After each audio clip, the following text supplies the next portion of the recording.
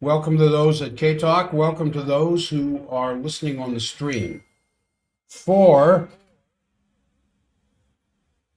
um,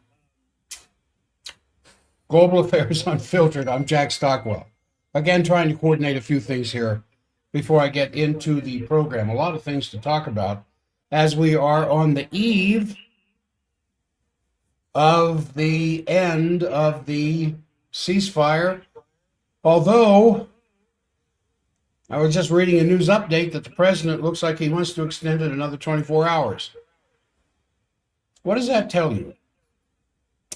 We are at the 8th week now of the U.S.-Israeli war on Iran. The world is at a very severe point of crisis. Oh, I need to block that. Excuse me. Both objectively in the sense of worsening economic shock, and then subjectively because of the moral and diplomatic shock that has a lot of people who have formerly been very vocal about this kind of not biting their tongue. They don't know what to say because the dynamics are underway right now for a global depression with no if and when about it. It's already on its way, and given the chain reactions of the shortages of fuel and chemicals and the price hyperinflation going on. I mean, for example, world food shortages are building. I was just reading this. The International Grains Council projects a global production decline of millions of tons of total grains, wheat, corn, and others, for the current crop year 226 to 2027. The only question is how much of a decline.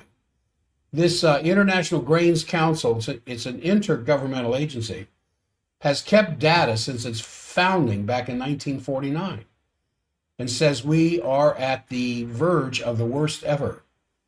So on the eve of this 2-week ceasefire declared by President Trump back on April 7th, which it looks like he shifted today to the 21st to Wednesday evening, tomorrow, Washington time, the 22nd.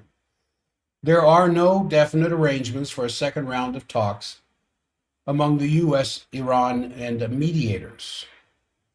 The Iranian President Pezeshkian said earlier this morning, well, it was kind of night for us on X, he said this: deep historical mistrust in Iran toward the U.S. government conduct remains.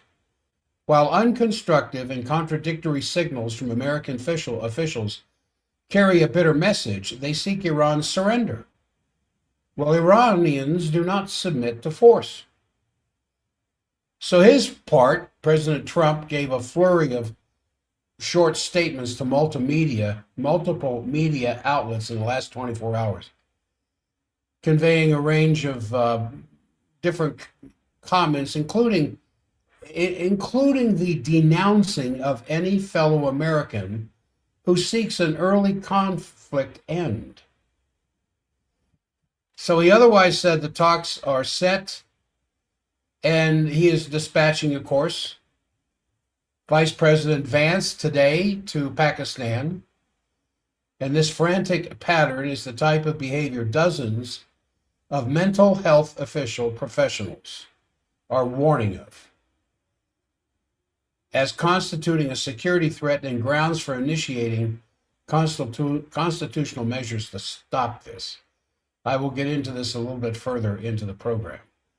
But when you look at some of the extreme features of the immediate situation in the greater Southwest Asia, North African region, the United States now has, as I talked about yesterday, amassed a force of 3 aircraft carrier groups, some 50,000 soldiers and sailors in the area, although there's conflicting reports on how war-worthy these people are, because it looks like a lot of the 50,000 are logistical support. And then on April 19th, Sunday, a destroyer attached to the USS Abraham Lincoln carrier strike group seized the Iranian cargo ship Tuska. I mean, this is an act of high seas piracy, an act of war, but they took the cargo ship anyway. And Israel is, in the meantime, continuing military action in Lebanon, where over 1 million residents now have been displaced. In Gaza, the IDF has built up 48 military control sites, including 13 just since the October 2025 ceasefire was announced. And hundreds of Palestinians have been killed in Gaza during this 2-week ceasefire. Also extending over into the West Bank. The kill numbers includes West Bank kills. There is not even a pretense of a Trump Board of Peace reconstruction program. How do you go into Gaza and reconstruct, as Trump was announcing here a few months ago, when at the same time the IDF has built up nearly 50 military control sites in the same area? It's like, who's controlling who now? Now, throughout the Gulf states, millions of those in the foreign workforce, and I'll get into more of this in the program as well, because I found this very interesting when I was reading this last night. In a range of 24 million workers from foreign countries that are now in the Gulf states working on the oil fields are now stranded, lacking food, lacking necessities. And internationally, the economic picture is just worsening by the hour. Fuel shortages and rationing are already underway, especially in Asia and Africa. Slovenia was the first nation in the European Union to cap daily access to gasoline at 50 liters. How many liters in a gallon? Yes, 3.8, almost 4 liters to a gallon. 4 into 50, that's what? About 12 gallons of gas is all they can get. And the limit that's now placed in Indonesia and many other nations is indicating maybe even worse. So while you are struggling here in this country with $1 a gallon higher than it was before this nonsense began, several countries around the planet don't have any gas. Passenger flights are being cut back from Australia to Thailand for a lack of jet fuel. Fertilizer shortages, not just sky-high prices, but shortages are spreading. For example, Brazil, the great agricultural powerhouse, is 85% import dependent for fertilizer, for which there is no quick fix. India has severe shortages. So here in our country, the agriculture secretary told farmers to hang on, boys, don't worry, hang on. The White House is going to announce a fertilizer aid program this week. We're going to make fertilizer out of thin air. Now, today, the current chair of the Group of 20 released a chair statement from the Treasury Department calling on the G20 members to please stay agile and flexible in order to promote food security and support market stability, but no statement whatsoever about stopping the warfare. Public debt in our country is soaring. It grew by $1 trillion in only 5 months through March. From December through March, our debt has increased another $1 trillion. And at the same time, the buyers for that debt are backing off to the point that the Treasury debt market is failing. So these reports I'm giving you now are just the here and now updates on a very fast developing process that unless it is stopped by whatever means, we're going to have chaos and needless destruction. The economic degradation and the suffering and the death in Southwest Asia and all war zones must be stopped. Now, interesting, a letter from the parents of the 168 children that we burned alive at the Manab school, girls' school in Iran on February 28th, sent a letter to Pope Leo XIV that goes right to the point. It's a handwritten text. It was made public Sunday, and it thanks the Pope for his work promoting peace around the world and urges him to, quote, continue to be the voice of the voiceless children. The letter says peace and tranquility are achieved not through force and weapons, but through the path of dialogue and the genuine search for a solution for all. Why is it that 90 out of 100 of the people in Iran, 90 out of 100 of the people in the United States and Western countries at large understand this? And that it's the leaders of our country and the leaders of the Western nations that seem to be tracking a totally different course than what the citizens of their country want. This country right now is right around 70% unfavorable report for this war with Iran. 70%. Now, I appreciate a constitutional form of government where that 70% can't just make something happen. That's a democracy, and you don't want that. You want the kind of constitutional republic that we have, even in its waning days, so things can go through an orderly process and through constitutional mandate, changes can take place. But when the people want something, and our representatives in government, whoops, let me put that on mute.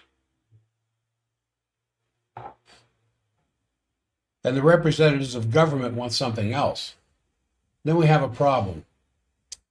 And there are various voices, I'm just talking to the stream now.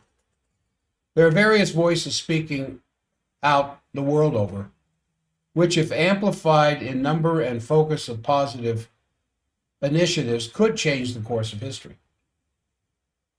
In the United States, there are a critical focus on the constitutional mandated responsibility of Congress to shape up, pull up their pants, and act to stop this war madness. Tomorrow, on the 22nd and the 29th, many Americans plan to give Congress direction in person, which, joined by members from across this country, from around the world, could be a critical intervention of reason. But most efficiently, Congress can cut the funding for war making as was seen dramatically in 1973 when a bill was passed to defund the U.S. war on Vietnam. We did it before. It took Congress to stop the war in Vietnam. It could take Congress, because that's their constitutional responsibility, to stop this damn war in Iran before it gets any worse. But it seems like, to some extent, it's going to continue to worsen. Now, President Trump told the New York Post yesterday that a U.S. delegation led by Vice President Vance, and including the two Zionist real estate developers, Witkoff and Kushner, left the United States for Islamabad to prepare for meetings with Iranian negotiators, even as the Iranian officials have been indicating they are not going to be there. Why are they not going to be there? Oh my goodness, this is right out of a Laurel and Hardy comedy. Agrachi, Pezeshkian, we're not going. You go ahead and have your little meeting in Islamabad. We won't be there. Why won't they be there? Well, two major reasons, as I understand. Number one, they will not be in a meeting where Kushner and Witkoff are present because they know Kushner and Witkoff are representing Netanyahu, not the United States.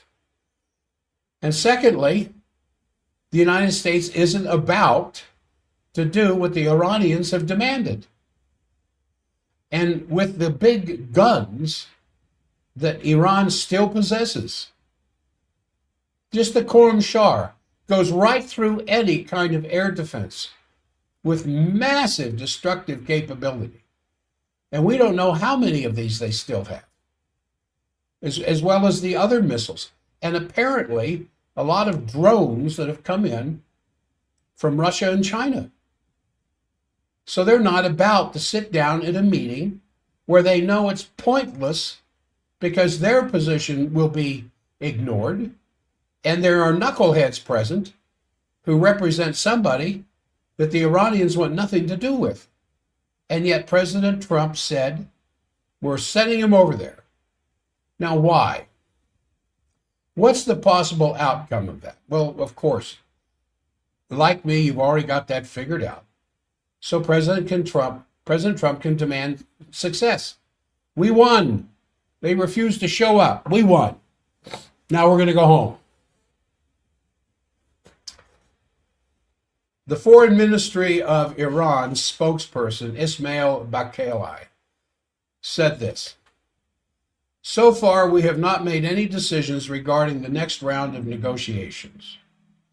He criticized the U.S. for engaging in actions that contradict its claims for pursuing diplomacy, adding that from the very beginning of the ceasefire, Iran has faced bad faith and constant complaints from Washington. Baqai added that even after an understanding was reached, Iran encountered maritime actions in the Strait of Hormuz, including a U.S. attack on an Iranian trade vessel last Sunday night, which he described as a violation of the ceasefire and an act of aggression. Now, why would Iran go to Islamabad and meet with the Americans that just seized one of their ships? So he said the U.S. behavior does not align with their rhetoric, saying the inconsistency only deepens Iran's mistrust for the entire process. He said, Iran will make the necessary decisions about the future path with careful consideration of its national interests.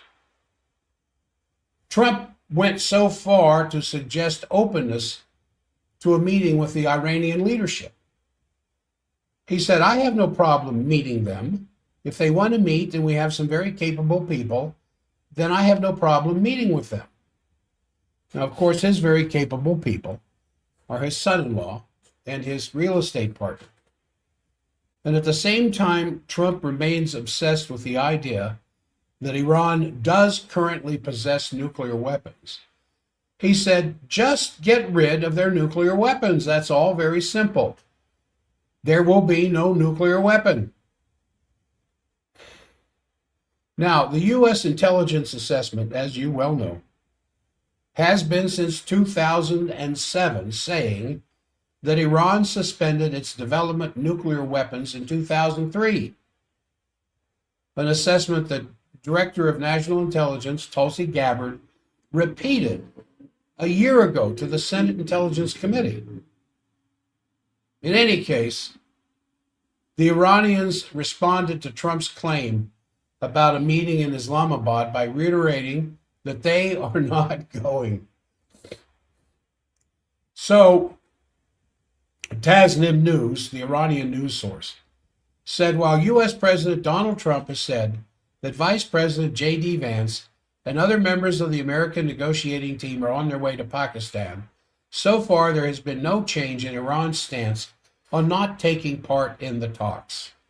Information received by Tassim's correspondent indicates that the issue of the naval blockade is a very fundamental obstacle in the way of talks, and this issue has been conveyed to the Pakistani mediator, with the Pakistani mediator saying today that he had discussed the issue with Trump.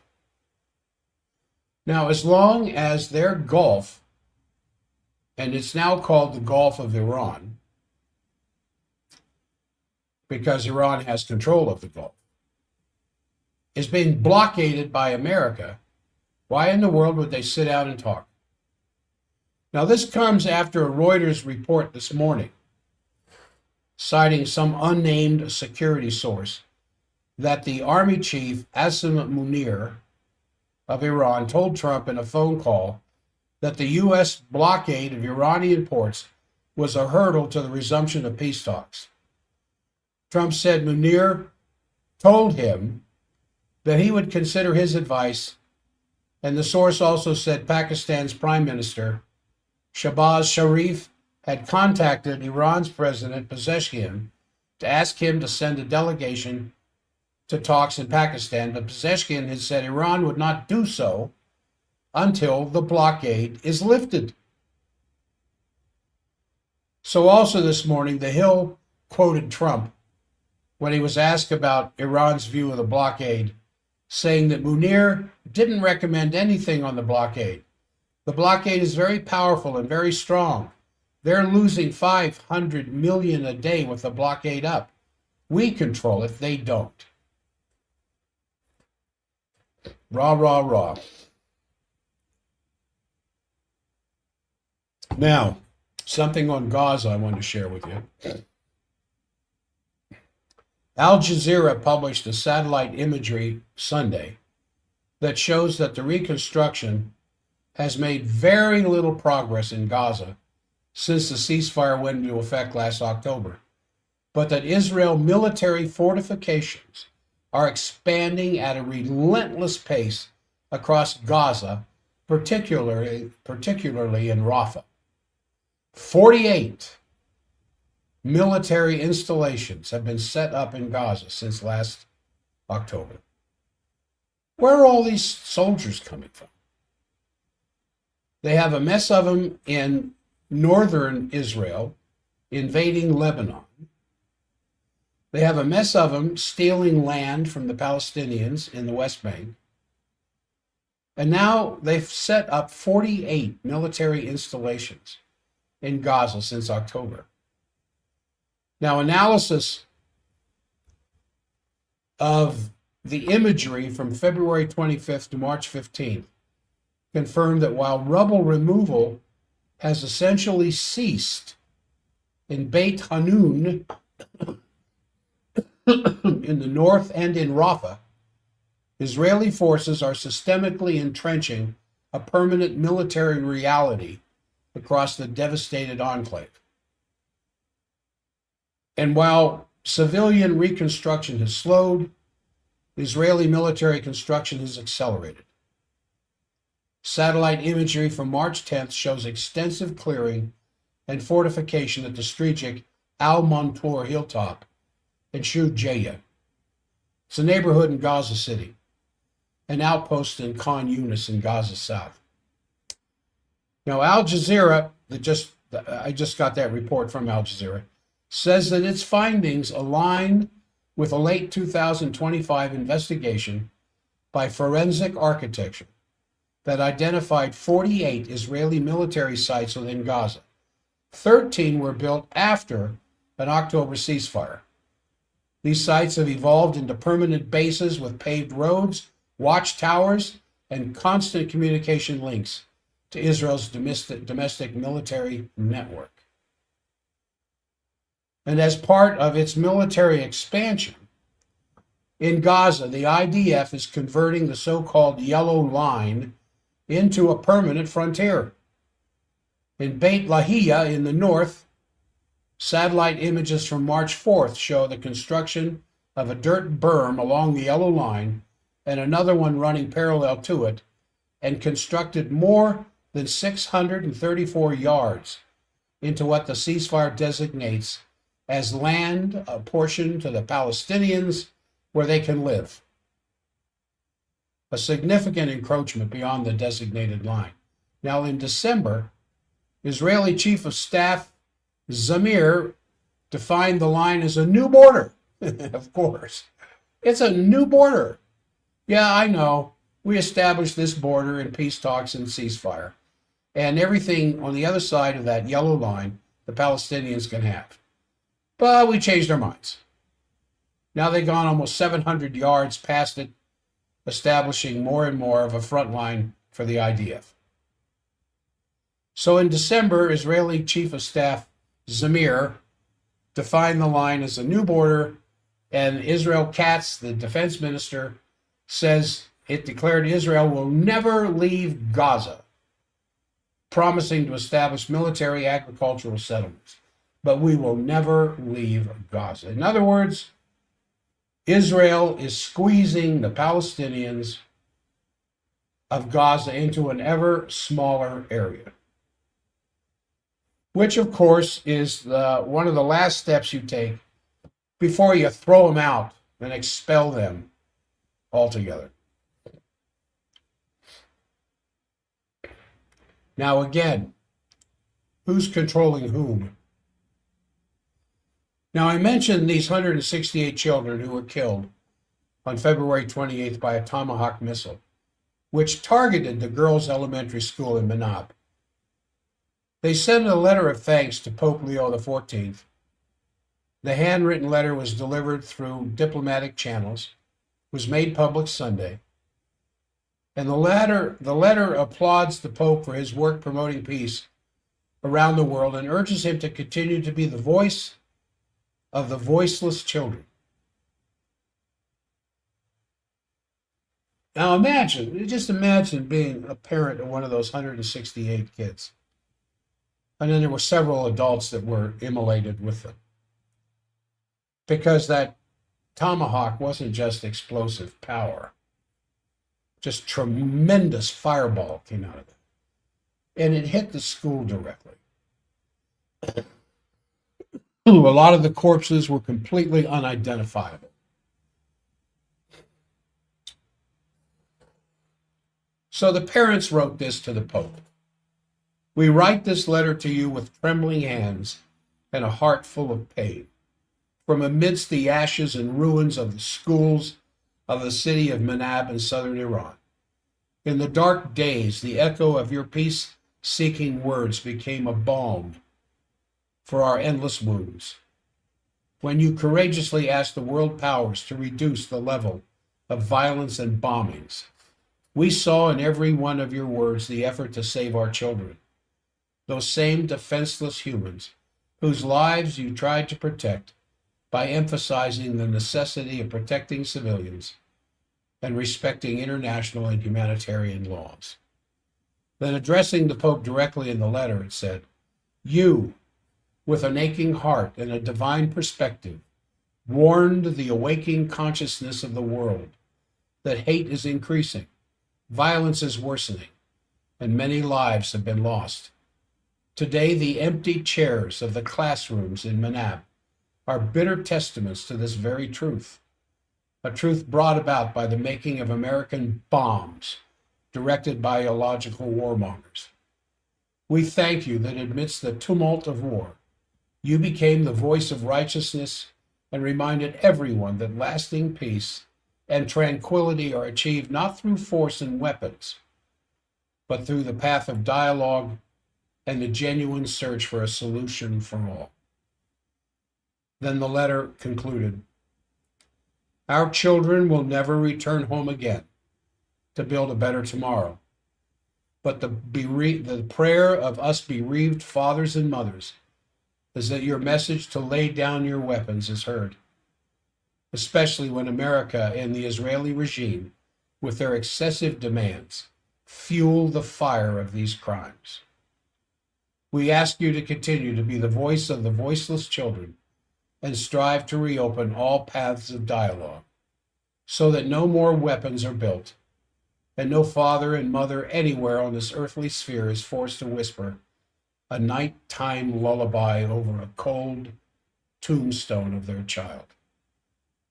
With endless sorrow and deep respect, a group of bereaved fathers and mothers of 168 martyred students of the city of Manab, Hormozgan province, Iran.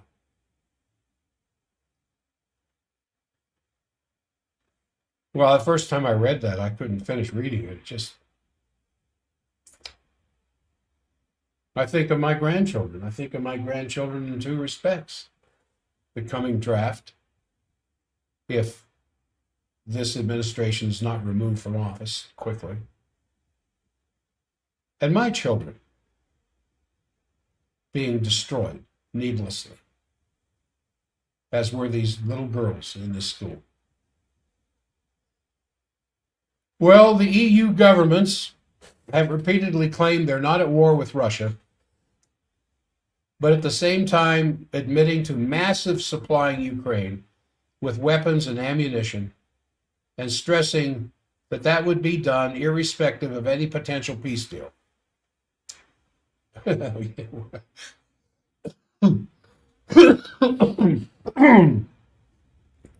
Yeah, they're not at war. Now, being committed to continuing to enable Ukraine to maintain its war with Russia, the European Union is now entering the next phase of involvement with carrying out military production in Western Europe, increasingly in joint ventures with Ukrainian companies, and in some cases even at sites built up inside the Ukraine, funded by the EU and military producers headquartered in Western Europe. Of the 21 military producers identified in a release by the Russian Defense Ministry on April 15th, several of them are already engaged in joint ventures with Ukrainian companies. The German Quantum Systems teamed up with the Ukrainian Frontline Robotics in December of 2025 with the target of producing 10,000 drones annually.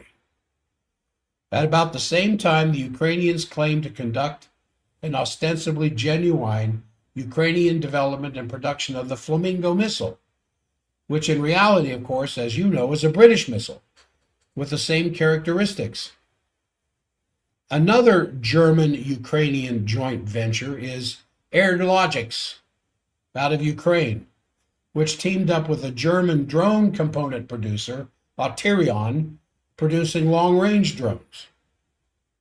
And one of these drones was presented by German Chancellor Merz and Ukrainian acting President Zelensky on the occasion of their signing a strategic partnership in Berlin a week ago.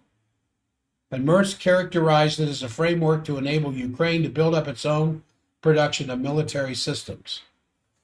Now, with all of that, what do you think the Russian Defense Ministry is thinking? You know, Putin is being pushed really hard by members of the Defense Ministry, by citizens in his own country, to get this damn war over with. They have all the logistical support. They have all the strength to go ahead and move all the way to the Dnieper, to take Odessa, and turn north and take Kyiv. They have the drones themselves. They gave warnings to Latvia, Estonia, and Lithuania just this weekend.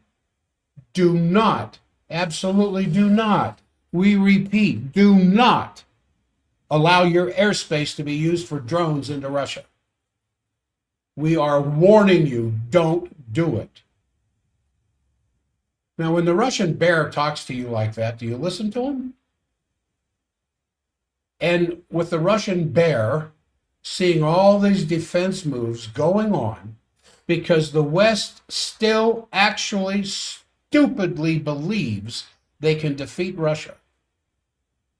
How long before the Oreshniks fly, not just into Ukraine, but in Germany, where a lot of this stuff is being produced? How long is Putin going to wait? Now, there was some talk that Putin and Xi Jinping were just kind of sitting back to find out what's going to happen with Iran. And at the same time, they're sitting back trying to figure out what's going to happen with Iran. They're sending drones to Iran to use against Israel and the friends of Israel. Who's that? Well, the Gulf states and anything to do with America and American bases, the 3 aircraft carrier flotillas are still several hundred miles away from the Gulf because they're trying to stay outside of the range of aircraft carrier killing missiles.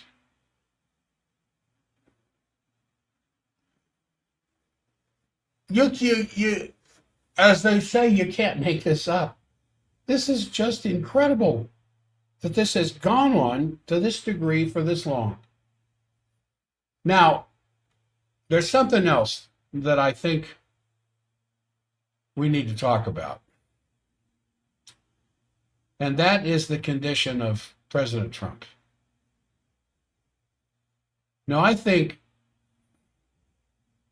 a loud noise that's beginning to develop in Congress, in the sacred halls of government in Washington, as well as many places around this planet, is the mental condition of Donald J. Trump.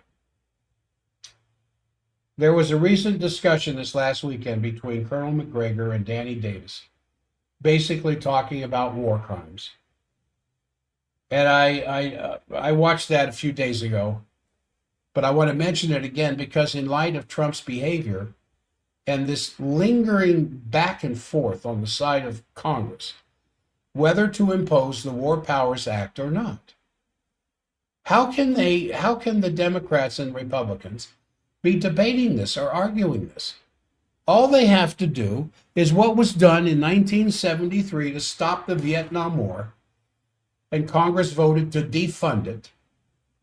All Congress has to do now is not just the War Powers Act decision, but stop funding the war. So there was this letter that had been sent by Jeffrey Sachs and an American psychiatrist with the name of Bandy Lee, Lee, who already had, during the first Trump administration, written a book about Trump's mental condition, for which she was then kicked out of Yale University for writing the book. And then she sued because she said that it was related to her making these comments about Trump. In any case, this letter by Dr. Bandy Lee and Jeffrey Sachs is addressed to the Senate Majority Leader Thune, Minority Leader Schumer, House Speaker Johnson, and Minority Leader Jeffries, basically asking them to act with a sense of urgency and again making this point that Trump is suffering from what has been identified by health experts as the dark triad: narcissism, Machiavellianism, and psychopathy. And basically saying that the clinical literature is very clear that people who have this dark triad cannot control or escape nor calibrate their behavior when confronted with tight situations. They simply escalate them. And obviously, this letter demands that Congress must take immediate action to get back its authority over the war, and that they must consult with all the relevant authorities in the administration and so forth on their intent and bring this to pass. Now, I don't know if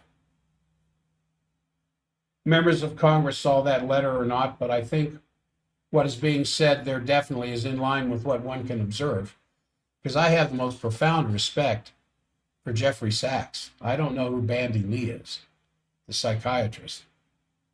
But the situation simply remains one of absolute terror. And apparently, the situation Saturday night, where President Trump was trying to get the nuclear codes, and General Kane said absolutely not, and stormed out of the meeting in the basement of the White House Saturday night. That's been confirmed by many sources now. President Trump asking for the nuclear codes. So, as I said, the situation otherwise remains one of absolute terror around this planet. The situation in Lebanon is bombing fully continuing, world watching, more than 1 million people being chased from one place to another, then coming back and then having no housing left when they come back, now being chased out again is absolutely unbelievable. And our Congress could stop this. You stop funding Israel. You stop funding the war. You stop funding the Ukraine and bring our boys and girls home.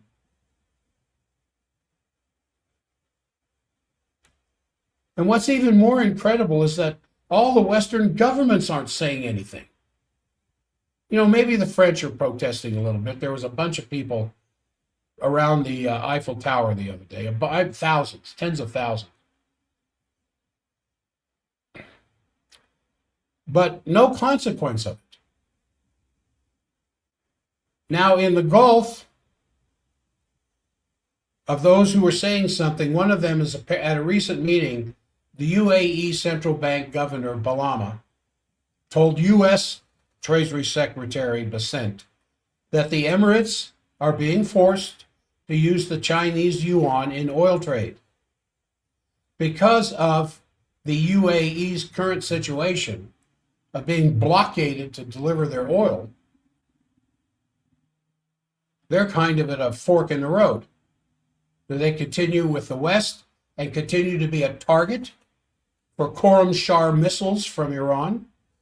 Or do they start putting a hand out to the Iranians and say, all right, we won't sell a drop of oil in American dollars anymore. We will trade in the Chinese yuan. Now, that would have a very signal effect among the GCC, given the fact that the Emirates are generally regarded as a group of the most poor of the U.S. countries in the Gulf. And I definitely call it a U.S. country, which is really quite significant. And then naturally, the situation I kind of alluded to at the beginning of the show, the migrants in the Gulf countries is quite desperate. I didn't know this till I looked into this deeper, where these migrants are coming from. Because apparently, the Arabs aren't out there in the sun. 35 million migrants, 35 million from Kuwait all the way down to the Gulf of Oman are working the oil fields of the Arabian Peninsula. Generally, the countries are depending on 70 to 90% of their food coming from imports. And generally, you know, and it's happened, of course, primarily via ships. They have to come into the Gulf. Now, this is being interrupted with this blockade. And prices for food have increased anywhere from 30% to 100% for basic fresh food. And then the basic foods like rice are 50% more expensive. And many of these are now in acute life-threatening situations. These are people from the Philippines, from India, from Pakistan, and other countries.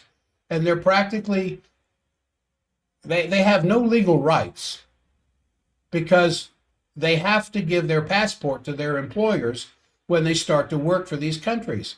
So they can't leave without having their passport back.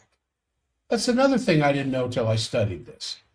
I would call that indentured servitude. They have to get their passport to leave their country, to go to the Arab Gulf, to work in the oil fields, where they're going to make a lot more money than they would working back home. But they have to surrender their passport when they arrive because they can't turn around and go back because their taskmasters have built the business around these people being there to do the work. And if push comes to shove, and suddenly missiles from Iran are hitting your workplace and your living place, and they're threatening to take out your water, wouldn't you want to hightail it back home? But you can't, because the employers are not releasing their passports. And so they have no money for the travel. From India, 9 million people are from India working in these countries. Now, until the embargo on their passports, 570,000 of them have been flown out, but 8.5 million of them are stranded there. Bangladesh also had 9 million. And there's no systematic system to bring them back and no systematic food distribution, so they're just hanging in the air. Pakistan has 9 million as well. No support for them to return home. And food aid only on a private basis for a few people. Nepal, little old Nepal, has 2 million people in the Gulf states with no support. And for Nepal, the wages of these migrant workers constitute 25% of the GDP of Nepal. So 1/4 of the entire state budget comes from the wages being sent back home, which now naturally are lacking because they can't work, because a lot of their oil fields have been hit with Iranian missiles. So you can imagine the effect this is having on their countries back home. So while this is only some elements, you can already see that the consequences of this war are absolutely devastating, and if it explodes, could lead to total catastrophe. Now, I just wanted to point this out because these were things I wasn't aware of. And it's easy, I was looking at the news this morning, and I was reading from several, I consider several different sources. I don't look at mainstream media. I don't look at CNN. Certainly don't look at Fox News anymore, or any of these other people who write stories like the Grimm fairy tales of the Grimm brothers. I go to a lot of other sources. You have to go to the alternative media if you want to find out what's going on. And I started reading this stuff, and I just couldn't believe it because, well, right in the middle of these news releases that I was following was this big announcement of the portal and what Michigan and Utah and BYU's football teams can expect. Right there in the middle of all of this alternative news, where I look at this stuff enough that YouTube knows that's what I want to see, so they keep suggesting this stuff. And right in the middle of it, was Parker Kingston losing his ankle monitoring device, and looks like he'll be back to BYU football this fall. And I put my hands over my face and just broke out in laughter. That's still a critical point. And of course it is. Of course it's a critical point for a lot of people, because they don't look at this other stuff because it's just too painful and disruptive. And it just tears at your heart that there are tens of millions of people suffering since February 28th, when Trump attacked Iran. For what? Because his boss told him to. Iran is no threat to the United States whatsoever. And this ridiculous idea of Israel being our biggest ally in the Middle East. We don't need an ally because we don't need to be there. We don't need their oil. But we're there at the bidding of Netanyahu, who has something on Trump so deep. And I think this may be where some of Trump's anger is coming from, because he's tired of walking around with his arm twisted up high behind his shoulder blade by Netanyahu. And now with a 2-week ceasefire, Israel's been able to rearm, probably have a lot more of their missiles arriving, maybe more THAAD, maybe more HIMARS. Who knows? The Arrow, all the rest of it. David's Sling being rearmed, the Iron Dome being rebuilt, because according to Trump and news releases out of Israeli press, they're ready to come back with a hammer and a sword.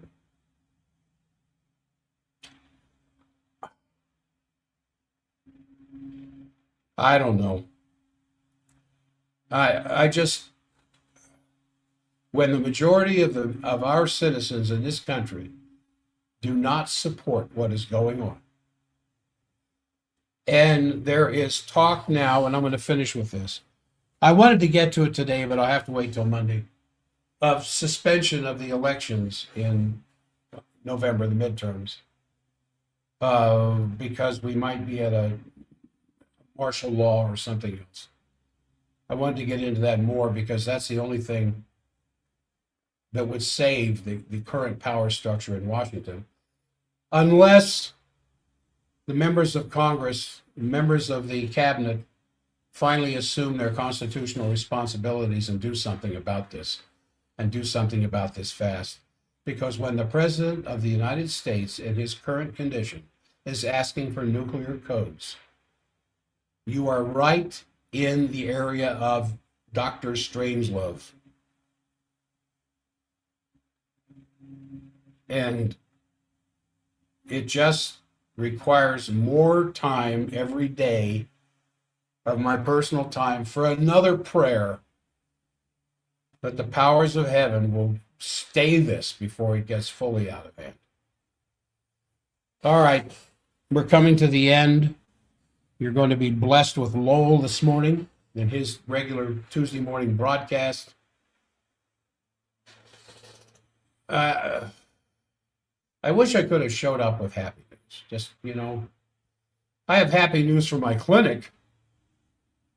I have happy news from my clinic because, gee whiz, just all these people who've been in pain for decades, and with 2 or 3 visits, 75 to 90% relief.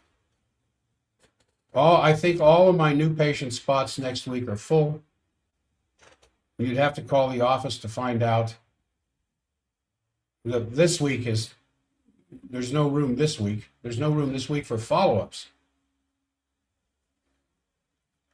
But I just wanted one more time to thank the owner, administration, whatever else, of K-Talk Radio for this opportunity for me to get on here and express my angst, hoping and praying for a better day for the inhabitants of this planet, not just that of my own country, and the preservation of my country's history coming up to the 250th anniversary of what I talked about yesterday at Lexington and Concord. Sunday was the 250th anniversary of the shot heard around the world. We need another shot heard around the world, only this time the bullet's coming home.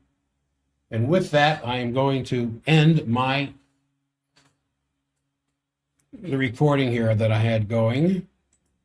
And I'm going to end the broadcast here at the stream.